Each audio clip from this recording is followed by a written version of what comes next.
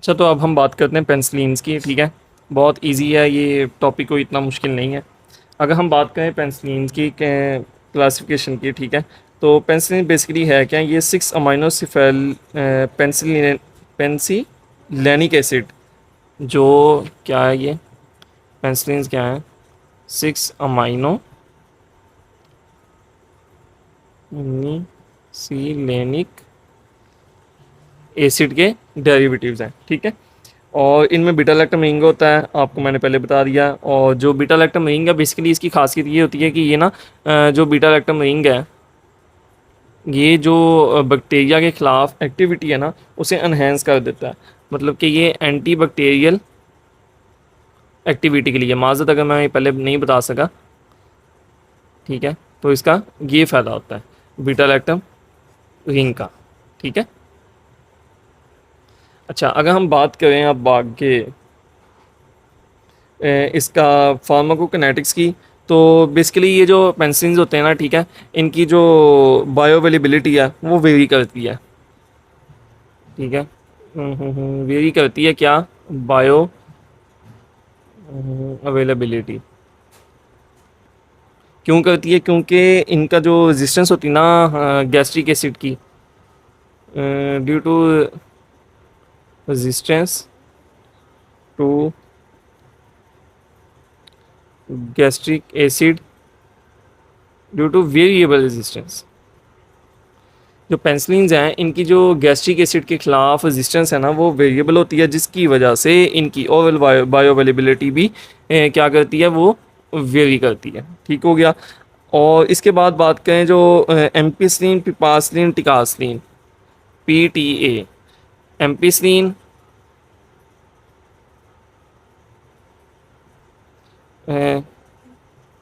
पाइपासिलिन और टिकासिलिन, इसे ऐसे याद करें PTA। ठीक है, और ये इंजेक्शन के तौर के ऊपर अवेलेबल होते हैं, अवेलेबल फॉर इंजेक्शन। ठीक है, और पेंसिलिन्स क्या हैं, ये पॉलर कंपाउंड्स हैं। और इसका जो सबसे मेन पॉइंट्स है ना फार्माकोकिनेटिक्स के अंदर, वो ये है, they are usually excreted unchanged in the urine via glomerular filtration. इनकी जो एक्सक्रीशन है ना वो दो तरह से है, एक ग्लोमेरुलर फिल्ट्रेशन के ज़रिए, ठीक है, और दूसरी ट्यूबुलर सिक्रेशन के ज़रिए। ठीक है, और जो ट्यूबुलर सिक्रेशन वाली है ना, ये वाली, ये हमने पॉइंट याद रखना है, ये किससे इनहिबिट हो जाती है, प्रोबेनिसिड से। प्रोबेनिसिड एक ऐसी ड्रग है, ये क्या करता है, ये ट्यूबुलर सिक्रेशन को इनहिबिट करा देता है। ठीक है, मतलब कम करवा देता है। कौन सी चीज़, ये प्रोबेनिसिड। अच्छा, उसके बाद इसमें भी दो तरह की फिर आगे एक्सेप्शंस आ जाती हैं कि प्रोबेनिसिड मतलब कि मेजॉरिटी जो पेंसिलिन्स हैं उनकी ट्यूबुलर एक्सक्रीशन को कम करवा देता है, यानी उनकी एक्सक्रीशन को कम करवा देता है, जिसकी वजह से उनकी बायो अवेलेबिलिटी जो बॉडी के अंदर है वो ज़्यादा हो जाती है। लेकिन उसमें दो एक्सेप्शंस हैं, जिसके अंदर एक है नेफिसिलिन और एम्पिसिलिन। ये कहाँ एक्सक्रीट होती हैं, ये बाइल के अंदर एक्सक्रीट होती हैं। नेफिसिलिन और एम्पिसिलिन ये बाइल के थ्रू एक्सक्रीट होती हैं। ठीक है, तो ये बात होगी इनकी।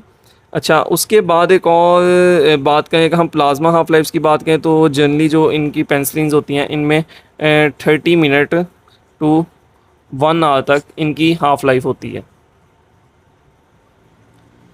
मतलब कि 30 मिनट से लेकर 1 आवर के दरमियान तक इनकी जो कंसनट्रेशन है प्लाज्मा के अंदर, ब्लड के अंदर, वो हाफ़ हो जाएगी कॉन्स्टेंट इन्फ्यूजन के साथ हम इन्हें दे रहे हैं।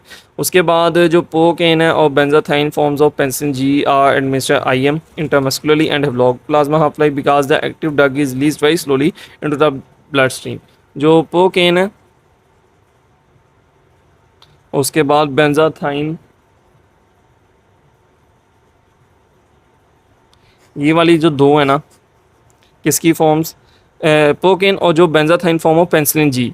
जो बेंजाथाइन है इसे हम पेंसिलिन जी कहते हैं। ठीक है, इसे हम IM रूट के ज़रिए देंगे, इंट्रामस्कुलरली देंगे, और इनकी प्लाज्मा हाफ लाइफ क्या है, लॉन्ग है।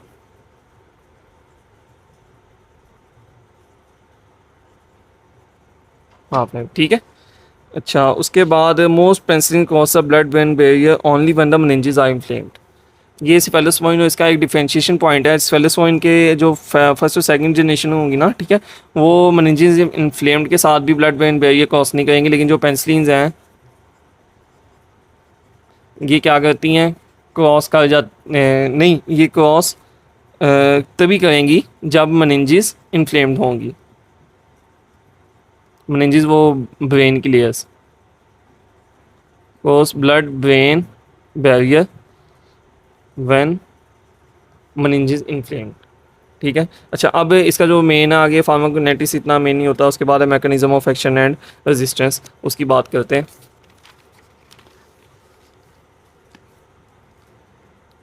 तो बेसिकली बात करें इसके मैकेनिज्म ऑफ एक्शन की, तो ये क्या है, बैक्टीरियासाइडल है, मैं आपको पहले बता दिया ये, आई थिंक बैक्टीरियासाइडल ड्रग्स हैं।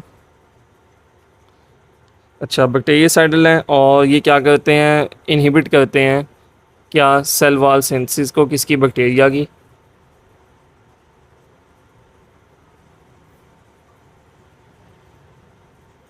बैक्टीरिया। अच्छा, अब ये कैसे इनहिबिट करते हैं, उसमें तीन चीज़ें हैं, तीन पॉइंट्स हैं। या तो ये क्या करेंगे, जो पेंसिलिन बाइंडिंग प्रोटीन्स होंगी, यानी बैक्टीरिया के अंदर जहाँ जाके ये पेंसिलिन्स ने अटैच होना है,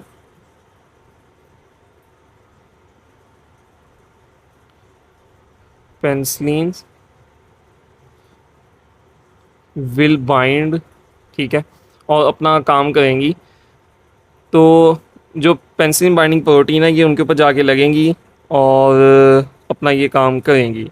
और ये पेंसिलिन बाइंडिंग प्रोटीन कहाँ होती हैं, ये साइटोप्लाज्मिक मेम्ब्रेन के अंदर होती हैं, किसकी, बैक्टीरिया की। क्योंकि एंटीबायोटिक्स की बात करें तो बैक्टीरिया की बात करेंगे, अभी उसमें हम उन्हीं के खिलाफ काम करना है ना। तो binding of the drug to specific enzymes penicillin binding proteins located in the bacterial cytoplasmic membrane, एक ये चीज़ होगी, एक इस तरह ये अपना एक्शन करती। दूसरा क्या करती हैं, जो ट्रांसपेप्टिडेशन रिएक्शन होता है ना,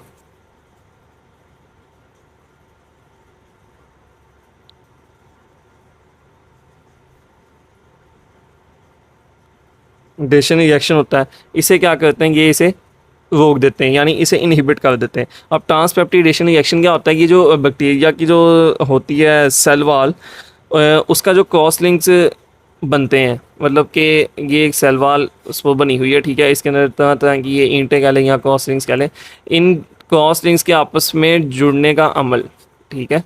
एक जस्ट एक एग्जांपल देकर समझा रहा हूँ, इसे हम ट्रांसपेप्टिडेशन रिएक्शन कहते हैं, और ट्रांसपेप्टिडेशन रिएक्शन को पेंसिलिन जाके कम कर देती है, इनहिबिट कर देती हैं।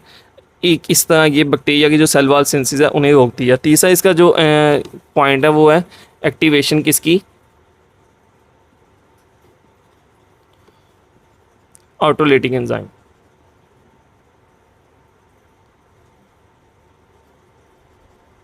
एक्टिवेशन ऑफ ऑटोलेटिक एंजाइम्स कहेंगे, जिसकी वजह से जो बैक्टीरिया की जो सेल वॉल है उसके अंदर लेजन्स बन जाएंगे, उसके अंदर चोटें लग जाएंगी, और बैक्टीरिया की जो सेल वॉल है उसकी जो सिंथेसिस है वो रुक जाएगी। इस तरह ये तीन तरीक़ों के साथ पेंसिलिन जो है ये जाके बैक्टीरिया के अंदर काम करती है। पहला क्या था कि जो पेंसिलिन बाइंडिंग प्रोटीन्स है उसके साथ जाके लग जाएंगी और अपना काम करना शुरू कर देंगी और सेल वॉल सिंथेसिस को रोक देंगी। दूसरा ट्रांसपेप्टिडेशन रिएक्शन है, जो सेल वॉल की सिंथेसिस करवाता है, जिसके जरिए सेल वॉल के क्रॉस लिंक्स आपस में बनते हैं, उसे जाके ये काम कर देगी। तीसरा क्या, एक्टिवेशन ऑफ ऑटोलेटिक एंजाइम्स, जो बैक्टीरिया के सेल वॉल के अंदर जाके लेजेंस बना देंगे। इस तरह ये तीन तरीक़ों के साथ पेंसिलिन अपना काम करती हैं। इसके बाद कहें जो रेजिस्टेंस अगर कि कैसे आएगी, सबसे पहले जो रेजिस्टेंस का एक है कि एंजाइमेटिक हाइड्रोलाइसिस और beta lactam results in loss of antibacterial activity. अगर हम एंजाइमेटिक हाइड्रोलाइसिस बैक्टीरिया अगर बीटा लैक्टोमेइन जो एंटीबायोटिक्स के अंदर होता है उसकी एंजाइमेटिक हाइड्रोलाइसिस करा दे तो एंटीबैक्टीरियल एक्टिविटी ज़ाहिर बात कम ख़त्म हो जाएगी, क्योंकि बीटा लैक्टोमेइन वाली एंटीबायोटिक्स हैं। अच्छा, तो अब इसकी बात करें द फॉर्मेशन ऑफ बीटा लैक्टोमेज। सबसे पहले बीटा लैक्टोमेज यानी पेंसिलिनेज, क्योंकि पेंसिलिन की अभी हम बात करें तो बीटा लैक्टोमेज मैंने आपको पहले बता दिया था कि पेंसिलिनेज के पेंसिलिन्स के अंदर अगर कहाँ हो तो पेंसिलिनेज होगा, अगर सेफेलोस्पोइन्स के अंदर हो तो सेफेलोस्पोइनेज होगा। बीटा लैक्टोमेज क्या कराता है, ये ऐसा एंजाइम है बैक्टीरिया के अंदर जो एंटीबायोटिक का जो स्ट्रक्चरल एक यूनिट है बीटा लैक्टम रिंग उससे ये काम करने नहीं देता और उसे ये ख़राब कर देता, तोड़ देता। तो ये बीटा लैक्टामेज़ है। अगर बीटा लैक्टामेज़ बैक्टीरिया के अंदर मौजूद होगा तो जो पेनिसिलिन रेजिस्टेंस होंगी नहीं होंगी उसके ख़िलाफ़, तो वो अपना काम जाके वहाँ नहीं कर सकेंगी। और इस तरह एक रेजिस्टेंस का ये फैक्टर है कि बैक्टीरिया एंटीबायोटिक के ख़िलाफ़ रेजिस्टेंस बना लेता है। और ये बेसिकली बाय मोस्ट स्टेफाइलोकोकी और ग्राम नेगेटिव ऑर्गेनिज्म के अंदर ये बेसिकली इस तरह से होती है। एक स्टेफाइलोकोकी और दूसरा कौन सा, ग्राम नेगेटिव। वो इस तरह करते हैं कि फॉर्मेशन ऑफ बीटा लैक्टामेज अपने अंदर बना लेते हैं, बीटा लैक्टामेज बना लेते हैं और पेंसिलिन का जो बीटा लैक्टामीन है उसे जाके डिस्ट्रॉय कर देते हैं, इनहिबिट कर देते हैं। अच्छा, दूसरा है कि अब उसने बुक के अंदर एक लाइन लिखी है और जिसमें उसने इस जो ये है बीटा लैक्टामेज स्ट्रक्चर ना, इसके ख़िलाफ़ बात की है कि अब इंसानों ने भी इतना फिर समझ लिया कि यार ये बैक्टीरिया के अंदर उसने अपने एक फौजी बनाया हुआ बीटा लैक्टामेज, तो हमने इसे डिस्ट्रॉय करना है, ठीक है, ताकि हम पेंसिलिन को ही अच्छी तरह काम करवा सकें। तो उसके लिए वो एक अलग से एंटीबायोटिक देते हैं जिसमें जो इसके इनहिबिटर्स होते हैं। एक तो है बीटा लैक्टामीन, एक बीटा लैक्टामेज है, एक बीटा लैक्टामेज इनहिबिटर है। वो मैं आपको इसके बाद बताता हूँ, पहले इसके एक दूसरा रेजिस्टेंस की बात कर लें। अच्छा, एक आ जाता है स्ट्रक्चरल चेंज इन टारगेट पीवीपीज, कि जो पेंसिलिन बाइंडिंग प्रोटीन है जहाँ जाके पेंसिलिन ने अपना काम करना है, जाके लगना है, अगर उसी के अंदर स्ट्रक्चरल चेंज आ जाए, उसके अंदर मॉडिफिकेशन आ जाए, तो पेंसिलिन कहाँ जाके लगेंगी। मतलब अगर सपोज़ ये पेंसिलिन थी, ठीक है, और इसने ये पेंसिलिन बाइंडिंग प्रोटीन थी, बैक्टीरिया के अंदर ये एंजाइम था जिसके ऊपर जाके इसने लगना था और अपना जाके काम करना था। अब ये जगह थी इसकी एक्टिव साइट की जिसके ऊपर इस चीज़ ने जाके लगना था, इस एक्टिव साइट के ऊपर। लेकिन अगर ये एक्टिव साइट चेंज हो जाए, लाइक ये ऐसे हो जाए, ठीक है, तो अब ये जो पेंसिलिन है ये कैसे जाके लगेगी, इसकी तो एक्टिव साइड ही चेंज हो गई है, ठीक है, तो पेंसिलिन जाके लगेगी नहीं, पेंसिलिन अपना काम नहीं कर सकेगी, वो बैक्टीरिया बीमारी फैलाता रहेगा। अच्छा, दूसरा इसमें है कि change in the porin structure. जो पोरिन स्ट्रक्चर्स होते हैं ये सेल मेम्ब्रेन के in the outer cell wall membrane में होते हैं, और जिसके ज़रिए से जो ये एंटीबायोटिक्स हैं ये बैक्टीरिया के अंदर जाती हैं। अगर दरवाज़ा ही वो बंद कर देंगे या दरवाजे का लॉक चेंज कर देंगे तो एंटीबायोटिक अंदर नहीं जा सकेगी, जिसकी वजह से बैक्टीरिया इसके ख़िलाफ़ भी रेजिस्टेंस बना लेंगे। तो ये 3 तरीके हैं जिसके तरह से बैक्टीरिया पेंसिलिन के ख़िलाफ़ रेजिस्टेंस करते हैं। पहला क्या था कि जो पेंसिलिन का स्ट्रक्चर है, मतलब कि जो पेंसिलिन का मेन वर्किंग यूनिट है बीटा लैक्टामीन, उसे डिस्ट्रॉय कर देते हैं बीटा लैक्टामेज एंजाइम्स प्रोड्यूस करके अपने अंदर। दूसरा क्या था कि जो जहाँ जाके पेंसिलिन ने बैक्टीरिया के अंदर जाके लगना था और अपना काम शुरू करना था, वो उस जगह को ही चेंज कर देते हैं और पेंसिलिन वहाँ जाके लग ही नहीं सकती। तीसरा क्या है कि change in the porin structure, के वो जो सबसे बाहर वाला जहाँ से पेंसिलिन ने बैक्टीरिया के अंदर जाना था, वो दरवाजे का, उन्हें वो लॉक ही चेंज कर दिया। लाइक वो पोरिन स्ट्रक्चर जो छोटा सा सुराख था वो उन्हें वो बंद कर दिया या उसे चेंज कर दिया। पेंसिलिन अंदर जाएंगी नहीं तो काम कौन जाके करेगा। तो ये 3 तरीके हैं जिसके ज़रिए रेजिस्टेंस बैक्टीरिया प्रोड्यूस करता है। और जो ये है पीवीपीज़ वाली, मतलब स्ट्रक्चर चेंज इन टारगेट पीवीपीज़ हैं कि पेंसिलिन बाइंडिंग प्रोटीन के अंदर जो स्ट्रक्चरल चेंज आई है, इसके अंदर कौन कौन से बैक्टीरिया आते हैं। एक methicillin resistance staphylococci and for resistant to penicillin G in pneumococci, ठीक है। एक मैथिसिलिन रेजिस्टेंस स्टेफाइलोकोकाई है, ठीक है, और दूसरा पेंसिलिन रेजिस्टेंस PRSP है, स्ट्रेप्टोकोकस निमोनिया, हाँ, एंड एंटीओकोकाई, ठीक है। और इन सम ग्राम नेगेटिव वोड जिसमें सुडोमोनास एरिजिनोसा है, वो ये पोरिन स्ट्रक्चर वाला काम करते हैं। सुडोमोनास एरिजिनोसा, ठीक है, वो इस तरह पेंसिलिन के ख़िलाफ़ अपना रेजिस्टेंस बना लेते हैं। तो ये बात थी मैकेनिज्म ऑफ एक्शन की और रेजिस्टेंस की। ये बहुत दफ़ा पास्ट पेपर्स में आया हुआ है, लेकिन अब वो चेंज कर रहे हैं तरीका, और अब ये आई थिंक इस साल ना एनुअल में आया और ना आई थिंक सेप्ली के अंदर आया। तो वैसे ये बहुत इंपॉर्टेंट है।